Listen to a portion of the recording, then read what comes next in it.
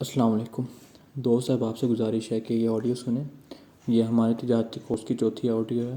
جو 3 آڈیوز ہیں وہ پہلے اپلوڈ ہو چکی ہیں یوٹیوب چینل پہ ہی، تو چینل کو سبسکرائب کریں تاکہ آپ کو تجارتی کورس کی جو باقاعدہ آڈیوز ہیں وہ ملتی رہیں، اور یہ ضرور سنیں، دوسروں کے ساتھ بھی شیئر کریں تاکہ آپ کو حلال حرام، جائز و ناجائز جو تجارتی قوانین ہیں، اسلامی بنیاد پر اسلامی قوانین کے طور پہ جو قرآن و حدیث میں بیان کی گئی ہیں، اس کے مطابق مفتی صاحب نے بہت اچھے انداز میں بیان کی ہیں، تو اس کو ضرور سنیں، دوسروں کے ساتھ بھی شیئر کریں۔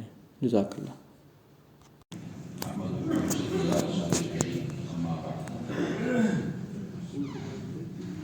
آج کے سبق کا عنوان ہے حضور اکرم صلی اللہ علیہ وسلم نے تبلیغ اسلام کی ابتدا کیسے فرمائی، دنیا میں اسلام کی اشاعت کیسے ہوئی۔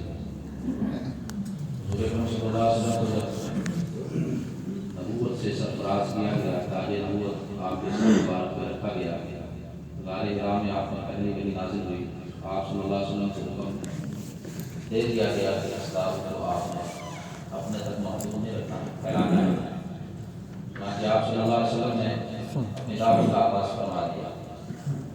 ابتدا ان لوگوں سے کی جن سے تعلق جان پہچان تھی، یا اپنی فراست سے آپ صلی اللہ علیہ وسلم کو ان میں خیر معلوم ہو گئی، یہ خیر والے لوگ ہیں، یہ بات سننے والے لوگ ہیں، ان سے آپ صلی اللہ علیہ وسلم نے ابتدا فرمایا۔ اور ابتدا میں ہم یہ کہا کہ اس دعوت والے سلسلے کو مخفی رکھنا ہے۔ 3 سال تک آپ صلی اللہ علیہ وسلم نے خفیہ دعوت اسلام کی، مکہ کے شہر میں، عرب کے علاقے میں، قرب و جوار کے قبائل میں خفیہ طور پر آپ صلی اللہ علیہ وسلم نے دعوت کا آغاز فرمایا۔ جب 30 افراد تیار ہو گئے، 30 کی جماعت بن گئی، صحابہ کرام کی 30 کی جماعت ہوئی، پھر ایک بڑا گھر لے لیا جس کو دار ارقم کہا جاتا ہے، دار ارقم سے مشہور ہے۔ اس میں رسول اللہ صلی اللہ علیہ وسلم نے سب کو جمع ہونے کا حکم دیا کہ وہاں پر آیا تو وہاں نماز بھی پڑھی جاتی تھی، اور وہاں پر تعلیم، تربیت، اخلاق کی تربیت، امر بالمعروف اور نہی عن المنکر، اچھے اخلاق اجازت کیے جاتے تھے، اور بری صفات کی اصلاح کی جاتی ہے۔ 3 سال تک یہ سلسلہ جاری رہا، تو آپ صلی اللہ علیہ وسلم کو 3 سال کے بعد حکم آ گیا کہ اب آپ اپنے اس دعوت والے کام کو اعلانیہ کریں۔ فاصدع بما تؤمر واعرض عن المشرکین، جس کا آپ کو حکم دیا گیا ہے اس کو ڈنڈے کی چوٹ پر کھلے طور پہ بیان کر دیں۔ واعرض عن المشرکین، مشرکین کی پرواہ نہ کریں۔ آپ صلی اللہ علیہ وسلم نے اعلانیہ دعوت و تبلیغ کا جب آغاز کیا تو سب سے پہلے اپنے قبائل کے، اپنے خاندان کے لوگوں کو جمع کیا۔ مشہور واقعہ ہے، پہاڑی پر جمع کیا۔ آپ صلی اللہ علیہ وسلم نے پوچھا کہ اس پہاڑی کے پیچھے کوئی بتاؤں کہ لشکر ہے تو مانو گے؟ ہم نے کہا کہ مانیں گے۔ ہم نے آپ کا بار بار تجربہ کیا ہے، کبھی آپ سے جھوٹ ہم نے نہیں سنا۔ پہلے آپ صلی اللہ علیہ وسلم نے اعلانیہ طور پر دعوت کا آغاز کر دیا، اور اس نتیجہ کیا تھا؟ جو وہ چچا ابو لہب جس نے رسول اللہ صلی اللہ علیہ وسلم کی ولادت کی خبر سن کر اپنی باندھی کو آزاد کر دیا تھا، خوشی منائی تھی، اسی نے سب سے پہلے پتھر اٹھایا اس وقت نے، اور آپ صلی اللہ علیہ وسلم کی طرف مارا جو آپ کی پیشانی پہ، اور وہ جملہ کہا تبا لک یا محمد لہذا جماعتنا۔ اعوذ باللہ، اس سے ترجمہ یہ نمایا کہ اے محمد تیرے لیے تباہی اور ہلاکت ہو، تو نے اس لیے ہمیں جمع کیا تھا، اس کام کے لیے۔ آپ علیہ السلام کیا فرمایا؟ قولوا لا الہ الا اللہ تفلحوا، تم لا الہ الا اللہ کہہ دو تو تم کامیاب ہو جاؤ گے، مخالفت شروع ہوگی۔ تو جو مسلمان ہو چکے تھے 30 سے کچھ اوپر، ان کی بھی ذمہ داری یہ تھی کہ وہ بھی گھر میں نہ بیٹھے بلکہ اپنے احباب، اپنے متعلقین، اپنے عزیز و اقارب ان کے پاس جائیں، ان کو یہ پیغام سمجھائیں۔ یہ کلمہ نجات ہے، لا الہ الا اللہ، یہ کلمہ نجات ہے، اسی میں تمہاری فلاح، کامیابی اور نجات ہے۔ یہ کلمہ عزت ہے، لا الہ الا اللہ محمد رسول اللہ، اس کو پڑھو گے تو تمہیں اللہ تعالیٰ عزت عطا فرمائے گا۔ چنانچہ یہ سلسلہ شروع ہوا، ادھر سے دین کی دعوت اعلانیہ شروع ہوئی، ادھر سے کفار کی طرف سے سزائیں، مسائل، تفصیل ہے بڑی۔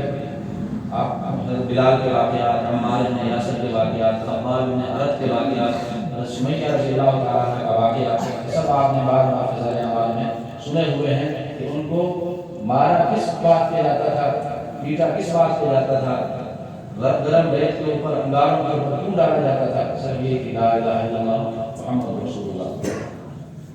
خیر آپ صلی اللہ علیہ وسلم نے جب اعلانی عدالت دی، مسائل شروع ہوئے تو صحابہ کرام پر بھی مسائل آئے، آپ صلی اللہ علیہ وسلم کی خود ذات اقدس پر مسائل آئے، آپ صلی اللہ علیہ وسلم کے راستے میں کانٹے ڈالے گئے، آپ صلی اللہ علیہ وسلم کی وجود مبارک پر گندگی کوڑا کے اٹھا کر پھینکا گیا، کانٹے اٹھا کر ڈالے گئے ہیں، آپ صلی اللہ علیہ وسلم کی وجود مبارک پر اونٹ کی کوجری بہت بھاری ہوتی گندی بدبودار ہوتی وہ آپ کی وجود مبارک پر رکھی گئی ہے، اس وجہ سے اسی دین کی دعوت کی وجہ سے بہت ظلم اور ستم ہوا صحابہ کرام پر۔ تو یہ امتحانات کی بھٹی تھی، امتحانات کی بھٹی تھی جس سے ان کو گزارا جا رہا تھا۔ جیسے سونے کو جب کندن بنانا ہو، سونے کو جب کھڑا کرنا ہو، اس کو آگ کی بھٹی میں داخل کیا جاتا ہے، اس سے جو سونا خالص الگ ہو جاتا ہے، میل کچل اور زنگ الگ ہو جاتا ہے۔ تو انہوں صحابہ کرام کا امتحان لیا گیا۔ یہ 10 سال امتحان رہا ہے، 3 سال تو خفیہ تھے، 3 سال خفیہ دعوت تھی، اس وقت کوئی اتنا مسئلہ نہیں تھا۔ جب اعلانیہ 13 سال آپ صلی اللہ علیہ وسلم کی مکی زندگی ہے، کوئی 13 سال مکی زندگی نبوت کی، نبوت ملنے کے بعد آپ صلی اللہ علیہ وسلم 13 سال آپ علیہ السلام 13 سال مکہ میں رہے، 3 سال خفیہ دعوت، 10 سال اعلانیہ دعوت۔ اب اس 10 سال کے اندر بہت مسائل، طائف کا واقعہ آپ کو پڑھا ہوا ہے، اس سے بڑے کوئی مسائل ہو سکتے ہیں کہ آپ صلی اللہ علیہ وسلم کو لہو لہان کیا گیا، آپ کو زبانی بکبکی دی گئی اور پتھراؤ آپ پر کیا گیا، پتھراؤ حقیقت پتھر مارے گئے اور جسم سے خون مبارک بہا اور جوتوں کے اندر چپک گیا، جم گیا، اتنا خون تھا۔ تو آپ صلی اللہ علیہ وسلم پر مسائل آئے، صحابہ پر مسائل آئے، راحت و سکون سے وقت نہیں گزارا، تنگی میں گزارا۔ اللہ تبارک و تعالیٰ نے بہت امتحان لینے کے بعد آخر میں حکم دے دیا۔ حکم اس طرح ہوا کہ اللہ تبارک و تعالیٰ نے انصار کو وہاں سے بھیجا، انصار مدینہ سے حج کے لیے آیا کرتے تھے، جاہلیت کے زمانے میں بھی حج ہوتا تھا۔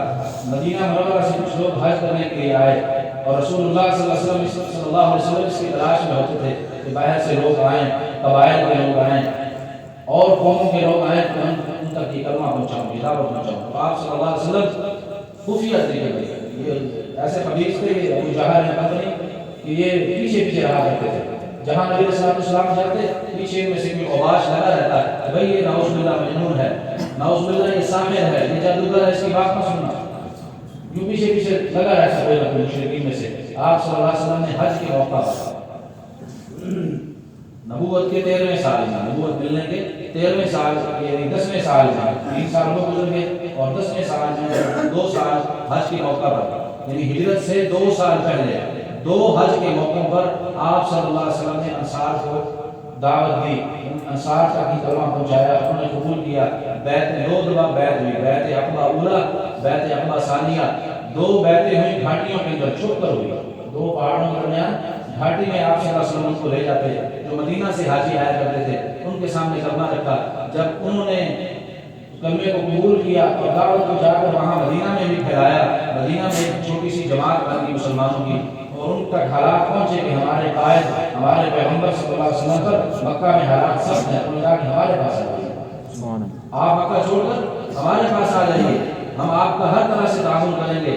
تو اس وقت ابو طالب رسول اللہ صلی اللہ علیہ وسلم کے جو چچا ہیں انہوں نے کہا تھا کہ بھئی اس کو بھتیجے کو لے کے جا رہے ہیں، یہاں پر میں ہوں، جب تک میں ہوں تو میں اس کی حفاظت کر رہا ہوں، اگر جو مسلمان نہیں ہوئے تھے لیکن حفاظت نہیں ہوئی، تو دیکھو لے کے جا رہے ہو تو پھر عرب والا جو مزاج ہے، عرب والوں کا جو مزاج ہے اس کے مطابق اس کی حفاظت کرنا، تم نے اس کے ساتھ معاہدہ کیا ہے، اس کی جان کی حفاظت تمہاری ذمہ داری ہوگی، اس کے ساتھ رہنا ہوگا، اس کی ضروریات کا خیال کرنا ہوگا۔ چنانچہ انہوں نے معاہدہ کیا اور رسول اللہ صلی اللہ علیہ وسلم کو دعوت دے ہجرت کی۔ ادھر سے وہی بھی آ گئی کہ اب بس اب مصائب اور امتحانات کا وقت ختم ہونے والا ہے۔ آپ صلی اللہ علیہ وسلم کو حکم ہوا کہ صدیق اکبر کو اپنے ساتھ لے جائیں اور مکہ سے نکلیں۔ مکہ سے نکلنے کا واقعہ آپ نے پڑھا ہوا ہے، غار ثور میں گئے، وہاں کی بات کریں، وہاں سے آگے گئے تو مدینہ منورہ میں جب رسول اللہ صلی اللہ علیہ وسلم پہنچ گئے، پیچھے سے باقی صحابہ کرام کو بھی حکم آ گیا کہ آپ بھی ایسا ایسا جس کو موقع ملتا جائے وہ ہجرت کر کے مدینہ میں آتا جائے۔ ادھر سے انصار مدینہ میں وہ قربانی دی کہ تاریخ کے اندر ایسے قربانی کو دے سکے، اپنا آدھا گھر دیا. وہ تاجر نہیں تھے، مکہ کے لوگ تاجر تھے، مدینہ کے لوگ کاشتکار تھے. اپنی کاشت کی زمینوں میں سے آدھا حصہ دیا. آدھی زمین تیری، مہاجر کا جس مہاجر کا بھائی بنے اس کو زمین میں سے حصہ دیا. حتیٰ کہ جس کی 2 بیویاں تھیں کہا کہ ان کو طلاق دے کر وہ عدت گزار کے تیرے نکاح میں آتی. تیری بیوی پیچھے کافرہ تھی، وہ وہیں مکہ میں رہ گئی، تو میری بیوی سے عدت کے بعد طلاق کے بعد عدت کے بعد اسے نکاح کر دیا، قربانی دی. تو انصار مدینہ نے ظاہری اعتبار سے بھی باطنی اعتبار سے بھی قربانی دی اور رسول اللہ صلی اللہ علیہ وسلم کے ساتھ رہے. آپ صلی اللہ علیہ وسلم نے جس دعوت کے میدان میں ہم کو بھیجا وہ ضرور اس میں شریک ہوئے، اور اس دعوت کے مقابلے میں، اس دعوت کے آگے رکاوٹ بننے والی، رکاوٹ کو توڑنے میں بھی آپ صلی اللہ علیہ وسلم کے ساتھ رہے. جہاد کے میدان میں بھی رسول اللہ صلی اللہ علیہ وسلم کے ساتھ رہے. انصار مدینہ اور مہاجرین مکہ ان دونوں کی مشترکہ محنت مدینہ منورہ میں ہوئی، ایک مضبوط اسلامی ریاست قائم. اور مکہ مکرمہ میں جو حالات تھے بڑے سخت تھے، وہاں پر اتنا موقع نہیں ملتا تھا، چھپ چھپ کے کام کرنا ہوتا تھا. مدینہ منورہ میں ایسے حالات نہیں تھے، وہاں امن فیصل رواج ہے. کوئی تنگ کرنے والا نہیں تھا کہ یہ کیوں کر رہے ہیں، یہ مجلس کیوں لگی ہوئی ہے. وہاں کھلی مجلس نہیں لگا سکتے تھے سارے نام. نبی کریم صلی اللہ علیہ وسلم مدینہ میں امن تھا تو رسول اللہ صلی اللہ علیہ وسلم نے صحابہ کرام کی تربیت شروع فرما دی. قرآن بھی اوپر سے اتر رہا تھا. نبی کریم صلی اللہ علیہ وسلم کی صحبت بھی نصیب ہو گئی. آپ صلی اللہ علیہ وسلم کی طرف سے تربیت شروع ہوئی. آپ صلی اللہ علیہ وسلم نے ایسی تربیت فرمائی کہ وہ چیزیں جو ان کی گھٹی میں داخل تھیں، وہ چیزیں جو ان کی گھٹی میں داخل تھیں، ان کے بغیر جاہلیت کے دور کے مشرکین کا گزارا ہی نہیں ہو سکتا تھا. وہ ان کے لیے چھوڑنا ایسے آسان ہو گئی کہ جب شراب حرام ہوئی تو مدینہ کے اندر گلیوں کے اندر شراب ایسے بہ رہی تھی جیسے سیلاب اور بارش کا پانی. شراب تک چھوڑ دی. جو جن کے ساتھ دشمنیاں تھیں، ایسی دشمنیاں کہ وہ پردادے نپردادے نے لڑائی شروع کی تھی، وہ گزر گیا. اس کے بعد دادا گزر گیا، باپ گزر گیا، تیسری چوتھی نسل اس لڑائی کے اندر تباہ ہو رہی ہے. وہ لڑائیاں ایسے ختم ہو گئی کہ وہ بھائی بھائی بن گئے، ایسے آپس میں بھائی بھائی بنے کہ وہ سگے بھائیوں سے بڑھ کر ان کا خیال کرے. یہ معاشرہ قائم ہوا رسول اللہ صلی اللہ علیہ وسلم کی محنت کے ساتھ. آپ صلی اللہ علیہ وسلم نے جتنی بری صفات، برے اخلاق، بری عادات ان کے اندر موجود تھی، آہستہ آہستہ ان کی تربیت کرتے کرتے ان کو ایسا نکھار دیا کہ جاہلیت کی ہر رسم ان میں سے رخصت ہو گئی. اسلام اور جاہلیت کا مقابلہ ہوا، اسلام جیت گیا اور جاہلیت ہار گئی. جاہلیت کے مقابلے جاہلیت کی جتنی رسمیں تھیں سب ان میں سے نکل گئی. وہ نکل کر مصفہ اور مزکہ بن گئے، پاک اور صاف بن گئے. اور ایسی ان کی تربیت ہو گئی کہ اللہ تبارک و تعالیٰ کی طرف سے اترنے والا ہر حکم ان کے لیے آسان تھا. ہر حکم ان کے لیے آسان تھا.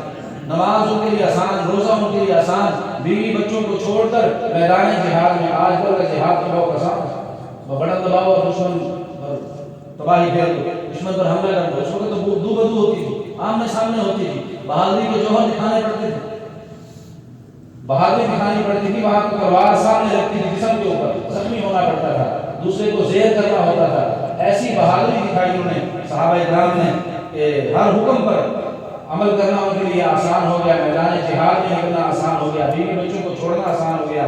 جو بری رسمیں تھیں، سود اور رشوت، سب چھوڑنا آسان ہو گیا. جب یہ شیطان اور نفس کے اثرات جو جاہلیت کے دور میں صحابہ کرام کے اندر تھے، کفر کی حالت میں، شرک کی حالت میں، جو نفسانی اور شیطانی اثرات تھے، جب وہ دھل گئے، پاک اور صاف ہو گئے، نفسانیت کا خاتمہ ہو گیا، رسول اللہ صلی اللہ علیہ وسلم کی محنت سے اسلام کا رنگ صحابہ کرام پر چڑھ گیا، مکمل صحابہ کی جماعت پاکیزہ تیار ہو گئی، تو اللہ تبارک و تعالیٰ نے ساری دنیا کے خزانے صحابہ کرام کے قدموں میں ڈالے. وہی صحابہ کرام تھے. ابو ہریرہ رضی اللہ تعالیٰ عنہ فرماتے ہیں کہ مجھے بھوک کی وجہ سے بے ہوشی کا دورہ پڑتا تھا. بھوک کی وجہ سے بے ہوش ہو جاتا تھا تو لوگ میری گردن ملا کرتے تھے، پاؤں ملا کرتے تھے کہ اس پر جنون کا دورہ پڑا، ٹھیک ہو جائے گا. لیکن ان کو کیا پتا تھا کہ بھوک کی وجہ سے.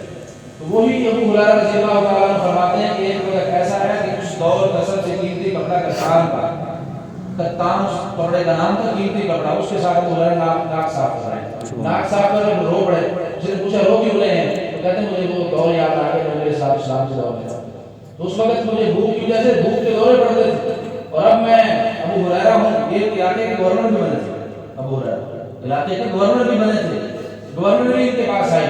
تو خیر عرض کرنے کا مقصد یہ ہے کہ جب صحابہ کرام سے ہر بری صفت جو جاہلیت کے دور میں تھی وہ پیغمبر صلی اللہ علیہ وسلم کی تربیت آسمانی تعلیمات سے ظاہر ہو گئی، صفات اچھی پیدا ہو گئی، تو اللہ تبارک و تعالیٰ نے ساری دنیا کے خزانے ان کو عطا فرما دیے اور ساری دنیا کے لیے مسخر فرما دی۔ وہ جہاں جاتے تھے اللہ تبارک و تعالیٰ زمین ان کے لیے کر دیتا، جہاں جاتے تھے ان کا روگ پڑ جاتا تھا، انہوں نے مصر کو فتح کیا، شام کو فتح کیا، وہ ایران تک آئے، وہ آپ کے افغانستان تک آئے، یہاں تک کہ یہ آپ کے ہندوستان تک بھی آئے۔ صحابہ کرام کا یہاں پر آنے کا مقصد کیا تھا؟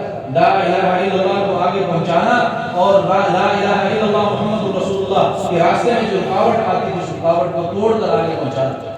تو صحابہ کرام کی جب جماعت اس قدر مضبوط ہو گئی تو اللہ تبارک و تعالیٰ نے اپنے حبیب کو اپنے پاس بلا لیا، رفیق اعلیٰ کی طرف آپ صلی اللہ علیہ وسلم سفر کر گئے، اس لیے کہ ایسی جماعت تیار ہو گئی تھی جو اللہ کی ہر چاہت کو، اللہ کی ہر منشا اور مرضی کو پورا کرنے والے تھی اور اپنی خواہشات کو، اپنی ضروریات کو دبا کر اللہ اور اس کے رسول کا حکم پورا کرنے والی جماعت تھی۔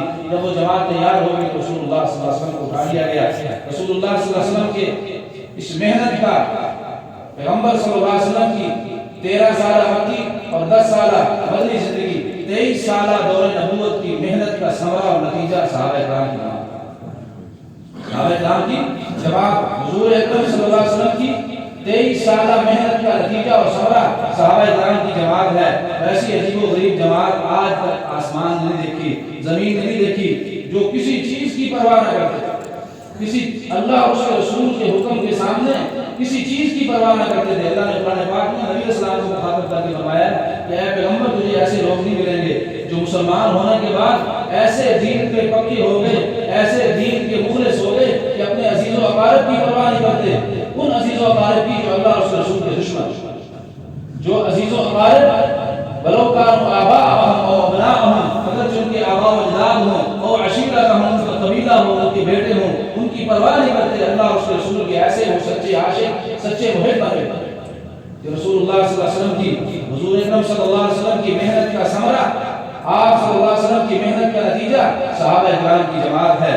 وہ ایسا رسول اللہ صلی اللہ علیہ وسلم کی محنت سے ان کی زندگیوں میں ایسا انقلاب آیا کہ وہ صفات ان کے اندر تھی لیکن غلط استعمال ہو رہی تھی، بہادری ان کے اندر تھی، استعمال غلط ہو رہا تھا، سخاوت ان کے اندر تھی، استعمال غلط ہو رہا تھا۔ رسول اللہ صلی اللہ علیہ وسلم کی محنت سے، آپ علیہ السلام کی محنت سے، ایمانی محنت سے، ایمان کی جد و جہد سے وہ صفات نکھر گئیں، جو صلاحیتیں دبی ہوئی تھی وہ اجاگر ہو گئیں، جو صفات غلط استعمال ہو رہی تھی وہ اسلام کی استعمال ہو رہا تھا۔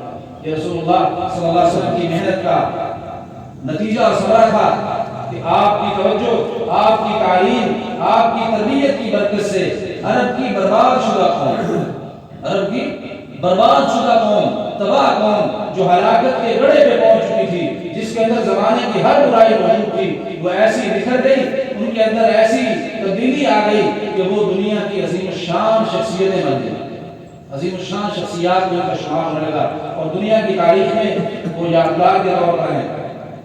دوسرا نتیجہ آپ صلی اللہ علیہ وسلم کی ایمانی محنت کا، آپ صلی اللہ علیہ وسلم کی ایمانی محنت کا یہ ثمرہ، مزید ثمرہ یہ ہے کہ وہ مجموعہ انسانی جو رسول اللہ صلی اللہ علیہ وسلم کی محنت سے تیار ہوا، وہ ایسا مجموعہ تھا، وہ افراد، وہ جماعت صحابہ کی ایسی تھی کہ ہر شعبہ زندگی میں کام کرنے کی صلاحیت ان کے اندر موجود تھی۔ ہر شعبہ زندگی میں، جس وقت مدینہ منورہ میں خلفائے راشدین نے خلافت قائم کی تھی، بتائیے کوئی ایک بندہ بھی ان کو کہیں سے باہر سے لانا پڑا کسی شعبے کے لیے؟ وہ حاکم بنے تو بندہ حاکم ان کے اندر موجود تھا، وہ قاضی بنے تو قاضی اندر موجود تھے، وہ فوجی اور سپاہی بنے تو امانت دار اور متقی پرہیزگار فوجیوں کے اندر موجود تھے، وہ کسی شعبے کے خازن، نگران اور داروغے بنے تو ان کے اندر سے افراد ان کو مل گئے۔ رسول اللہ صلی اللہ علیہ وسلم کی محنت کا یہ ثمرہ تھا، یہ نتیجہ تھا کہ ایسی جماعت تیار ہوئی جو دنیا کے ہر شعبے کے اندر اپنے اندر افراد رکھتی تھی۔ ایسی جماعت کے ہر شعبے میں کام کرنے کے لیے کہیں سے بندہ نہیں منگانا پڑا، کہیں سے منگانا نہیں پڑا، ان کو کہیں سے باہر سے بندہ نہیں لانا پڑا۔ قاضی بنا تو صحابہ میں سے قاضی موجود ہے، عدالت کے لیے کسی قاضی کی، جج کی ضرورت ہوئی تو صحابہ میں قاضی اور جج موجود تھے، حاکم کی ضرورت ہوئی تو صحابہ میں حاکم موجود تھے، گورنر کی ضرورت پیش آئی تو صحابہ میں گورنر موجود تھے۔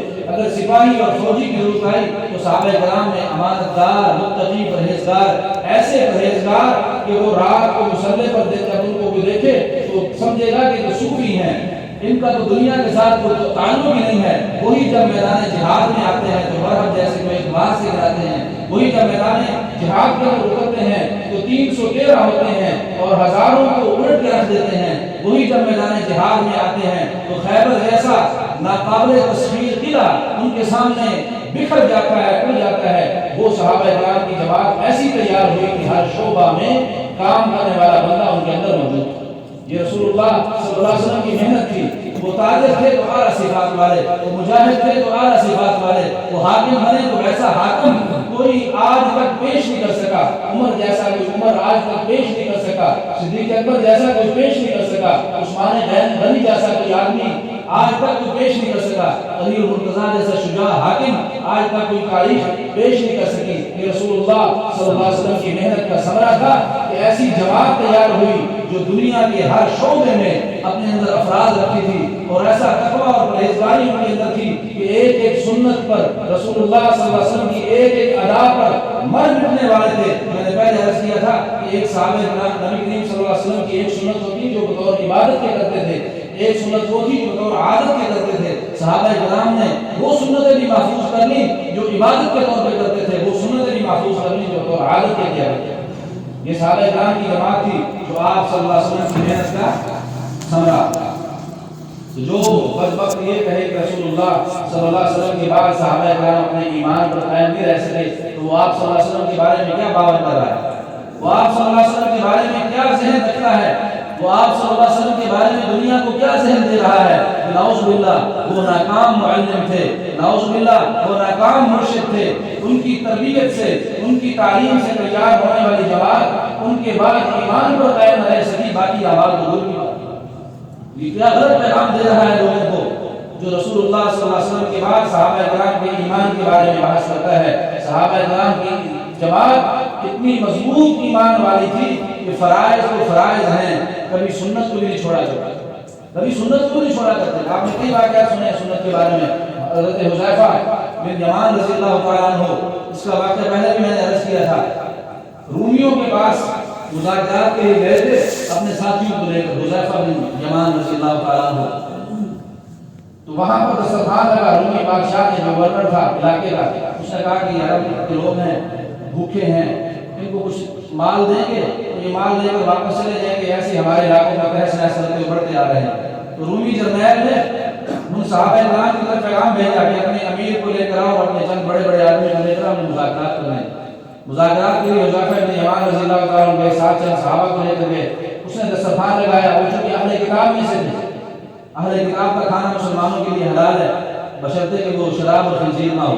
تو کھانا کھا رہے تھے، حذیفہ رضی اللہ تعالیٰ عنہ کے ہاتھ سے ایک لقمہ گر گیا، ایک لقمہ دسترخوان پہ گر گیا، اور رسول اللہ صلی اللہ علیہ وسلم کی تعلیم یہ تھی کہ اگر لقمہ گر جائے، ہاتھ آلودہ ہو جائے، اس سے مٹی صاف کر کے اس لقمے کو کھا لیا۔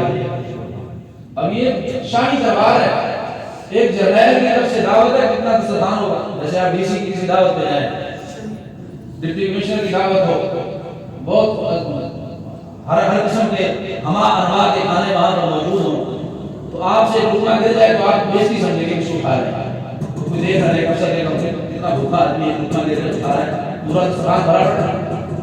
اسی طرح کا ذہن ایک ساتھی کے اندر تھا، اس نے فون ہی ماری کہ کیا کر رہے ہیں، لقمہ گر گیا، وہ جرنیل بڑے بڑے بیٹھے ہیں، کیونکہ افسران بیٹھے ہیں رومیوں کے، وہ کیا کہتے ہیں بھوکے لقمہ اٹھا رہے ہیں۔ تو حذیفہ بن یمان نے جو جواب دیا تھا، تاریخی جواب، ایمان افروز جواب، کیا فرمایا؟ انترک سنت نبینا صلی اللہ علیہ وسلم لہؤلاء الحمقاء، کیا ہم اپنے حبیب صلی اللہ علیہ وسلم کی سنت کو ان احمقوں کی وجہ سے چھوڑ دیں گے؟ تو جو صحابہ سنت چھوڑنے کو بھی گوارا نہیں کرتے وہ ایمان پر قائم رہے، کتنا بڑا بہتان، کتنا بڑا الزام ہے صحابہ کرام پر، رسول اللہ صلی اللہ علیہ وسلم پر۔ خیر صحابہ کرام کی جماعت رسول اللہ صلی اللہ علیہ وسلم کی محنت کا ثمرہ، آپ کی محنت کا نتیجہ، آپ علیہ السلام کے مرید، آپ علیہ السلام کے شاگرد، آپ سے تعلیم حاصل کرنے والے، آپ سے تربیت حاصل کرنے والے۔ آج کوئی پیر اپنے خلیفے پہ فخر کرتا ہے کہ میرا تربیت یافتہ ہے، میرا تربیت یافتہ ہے، اس کے اندر کوئی کمی نہیں ہے.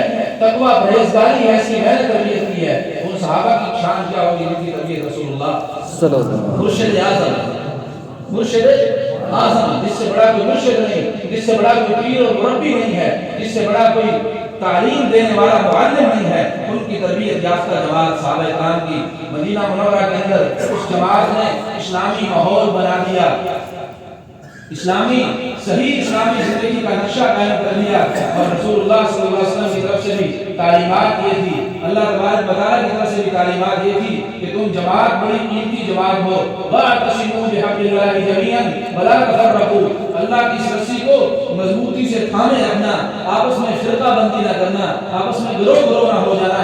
اطیعوا اللہ ورسولہ، اللہ اور اس کے رسول کی اطاعت کرتے رہنا. وَلَا تَنَازَعُوا، آپس میں جھگڑے مت کرنا. فَتَفْشَلُوا، ورنہ تمہارے اندر بزدلی پیدا ہو جائے گی. وَتَذْهَبَ رِيحُكُمْ، اور تمہارا روب جو دشمنوں کے دلوں میں ہے وہ ختم ہو جائے. صحابہ کرام نے اس کو مضبوطی سے پکڑا، مضبوطی سے قائم رہے.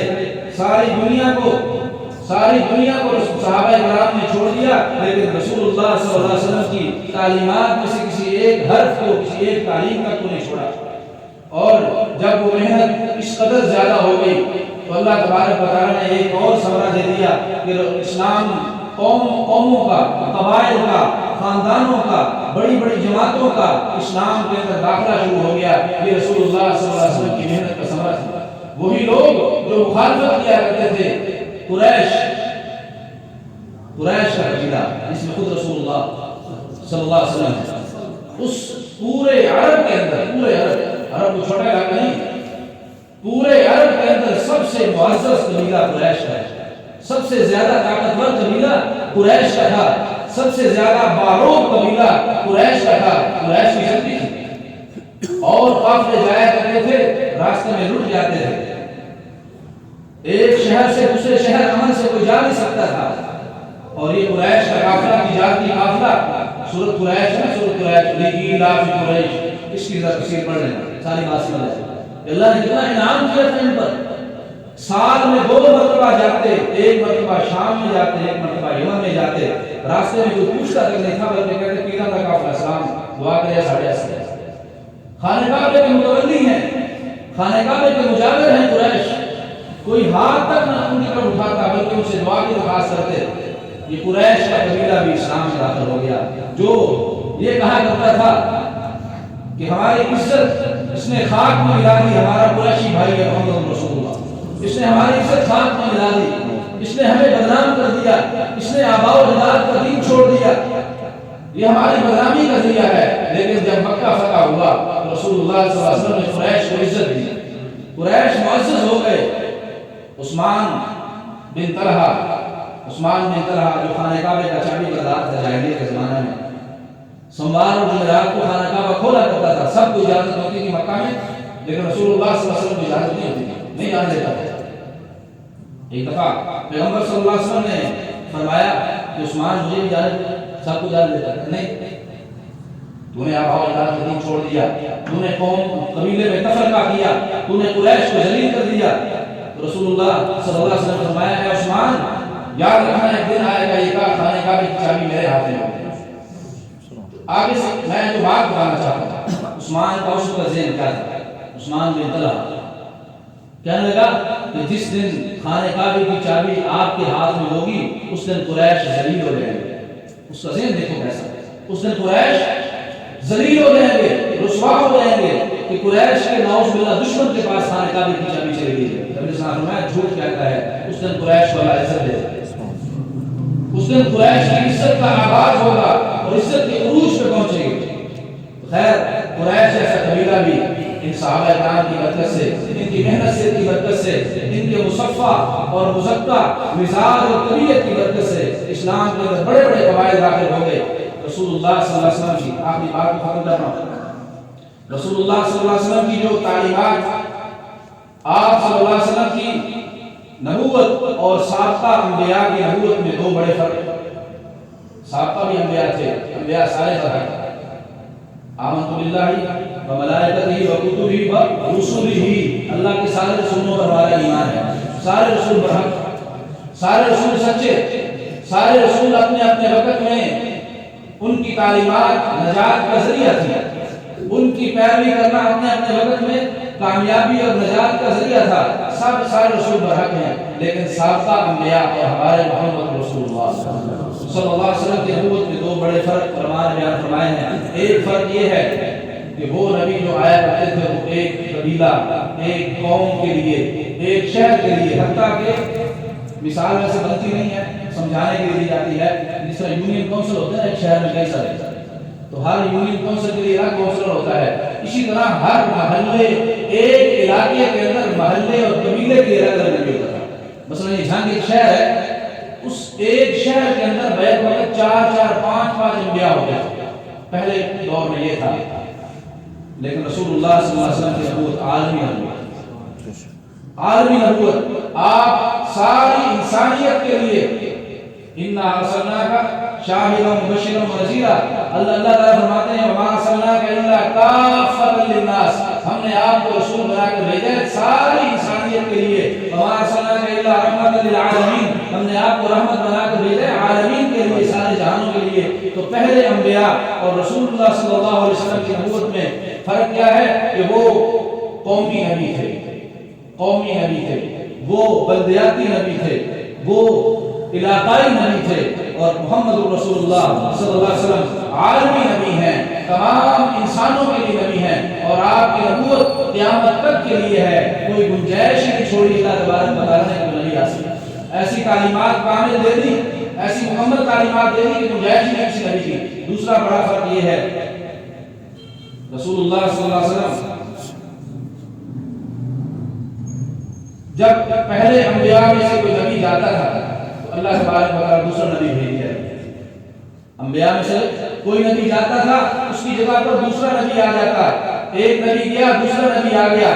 آدم سے لے کر عیسیٰ علیہ السلام جتنے انبیاء آئے، ہر نبی دوسرے نبی کے بعد آیا ہے، لیکن رسول اللہ صلی اللہ علیہ وسلم کے بعد کوئی نبی نہیں۔ یہ دوسرا بڑا فرق ہے ہمارے محمد رسول اللہ صلی اللہ علیہ وسلم کے سابقہ انبیاء میں کہ آپ کے بعد کوئی نبی نیا نبی نہیں آئے گا۔ ہاں عیسیٰ علیہ السلام آئیں گے، لیکن نبی ہونے کی حیثیت سے نہیں آئیں گے، کسی امت کا فرد ہو کر آئیں گے، کسی امت کی شریعت کو رعایت کریں گے، لا الہ الا اللہ محمد رسول اللہ کی محنت کریں گے، لا الہ الا اللہ عیسیٰ روح اللہ کی محنت نہیں کریں گے، لا الہ الا اللہ محمد رسول اللہ کی محنت کریں گے، اور نیا نبی کوئی نہیں آئے گا۔ تو رسول اللہ صلی اللہ علیہ وسلم کے جانے کے بعد نبی کوئی نہیں آنا، تو صحابہ اکرام جانشین پیغمبر، صحابہ اکرام جانشین پیغمبر، آپ صلی اللہ علیہ وسلم نے تعلیمات یہ دی تھی کہ میں نے تمہارے تک بات پہنچا دی۔ حجۃ الوداع، حجۃ الوداع سن 10 ہجری، سن 10 ہجری، سن 10 ہجری کا آخری سال، ذوالحجہ کا مہینہ، میدان عرفات میں جو خطبہ دیا جناب رسول اللہ صلی اللہ علیہ وسلم نے، اس میں بتا دیا کیا میں نے تمہیں بات پہنچا دی؟ صحابہ اکرام نے کہا پہنچا دی، بلکہ پہنچانے کا حق ادا کر دیا۔ آپ نے فرمایا کہ جو حاضرین ہیں، جو شاہدین ہیں، جنہوں نے مجھے دیکھا ہے، میری نبوت کو دیکھا، میرے ہوشوں کو دیکھا، ان تک ان کے اوپر واجب ہے کہ وہ میری تعلیمات آگے پہنچا دیں، باقی انسانیت تک پہنچا دیں۔ تو صحابہ اکرام نے، بعض روایات میں آتا ہے کہ وہاں سے گھر نہیں گئے، کوئی یمن سے آیا تھا، کوئی مدینہ سے آیا تھا، کوئی کسی شہر سے آیا تھا، وہاں سے ہی حج سے فارغ ہوتے ہی اپنی تشکیل کروا لی اللہ کے راستے میں گئے۔ تو صحابہ اکرام نے وہیں سے دین پھیلانا شروع کر دیا، وہیں سے آغاز کر دیا، اور پوری دنیا میں اپنی خبریں کروا لی۔ تو جانشین پیغمبر صحابہ، اور یہ امت، اور یہ باقی امت، یہ جانشین صحابہ، باقی امت جانشین صحابہ ہے۔ کہ صحابہ نے جو کام کیا تھا وہ پوری امت کے ذمہ ہے، یہ پوری امت کی ذمہ داری قرآن پاک میں کہا جائے وَلْتَكُنْ مِنْكُمْ أُمَّةٌ يَدْعُونَ إِلَى الْخَيْرِ يَأْمُرُونَ بِالْمَعْرُوفِ وَيَنْهَوْنَ عَنِ الْمُنكَرِ، تمہارے اندر ایک جماعت ایسی ہونی چاہیے، اللہ تعالیٰ فرمایا تمہارے اندر وَلْتَكُنْ مِنْكُمْ أُمَّةٌ، تم میں سے ایک امت، ایک جماعت ایسی ہونی چاہیے، ان کا کام کیا ہو، يَدْعُونَ إِلَى الْخَيْرِ، خیر کی طرف دعوت دیتے ہوں، يَأْمُرُونَ بِالْمَعْرُوفِ، معروف کا، بھلائی کا، اچھائی کا، نیکی کا حکم کرتے ہوں، وَيَنْهَوْنَ عَنِ الْمُنكَرِ، اور منکرات سے روکتے ہوں۔ تو یہ ذمہ داری ہمیں قرآن نے بھی دے دی، تم خیر امت کہتے بھی یہ ذمہ داری قرآن نے ہمارے ذمہ لگا دی۔ تو ہم ہم صحابہ کرام کے جانشین ہیں اس کام کو، دین کو آگے پہنچانے کے اندر۔ امت کا وجود ہی اللہ تبارک حدیثوں میں آتا ہے، اس امت کا وجود ہی اللہ نے بنایا ہے خیر پہنچانے کے لیے، اس امت کو پیدا ہی اللہ نے کیا ہے خیر آگے پہنچانے کے لیے، اور امر بالمعروف اور نہی عن المنکر اس امت کی ذمہ داری ہے اور اہم ذمہ داری ہے، اور اس کی ایسی ذمہ داری ہے جس طرح انبیاء کرام سے قیامت کے دن پوچھا جائے گا، انبیاء کرام سے قیامت کے دن پوچھا جائے گا کہ آپ نے اپنی امتوں تک یہ کلمہ، یہ محنت، یہ دین پہنچایا تھا، اسی طرح اس امت سے بھی سوال ہوگا، اس امت سے سوال ہوگا اس ذمہ داری کو پورا کرنے کا۔ امر بالمعروف اور نہی عن المنکر یہ اس امت کا فریضہ اور ذمہ داری ہے۔ تو جس طرح صحابہ کرام انصار اللہ بنے، کون بنے؟ انصار اللہ، اللہ کے مددگار، اللہ کے دین کے مددگار، اسی طرح یہ امت بھی صحابہ کرام کے بعد آنے والی پوری امت قیامت تک آنے والی، ان کی ذمہ داری ہے کہ وہ انصار اللہ بنے، اللہ کے دین کے مددگار بنے۔ امت یہ صحابہ کرام کی جانشین ہے، اس جانشینی میں اس امت کی ذمہ داری دوہری ہے کہ خود بھی عمل کرنا ہے، خود بھی اپنی زندگی کے ہر شعبے میں دین کو زندہ کرنا ہے، اسی طرح اپنی زندگی میں دین کو زندہ کرنا ہے، اور دوسرے مسلمانوں کی زندگیوں میں بھی ان کے زندگی کے ہر شعبے میں دین کو زندہ کرنا، یہ ہم سب کی ذمہ داری ہے۔ اللہ تعالیٰ